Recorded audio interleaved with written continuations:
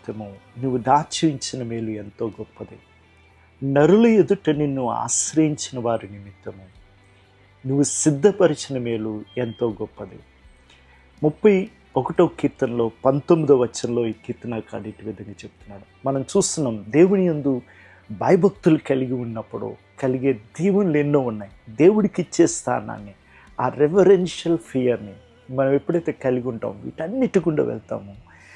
అంతేకాకుండా మన కొరకు దాచి ఉంచాడంట మేలలో, వాటన్నిటి గుండా దేవుడు నడిపించేవాడై ఉన్నాడు.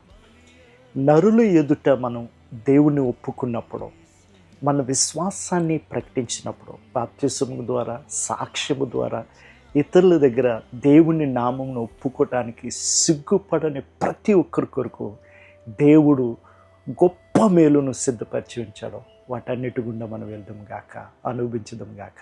ఆమేన్.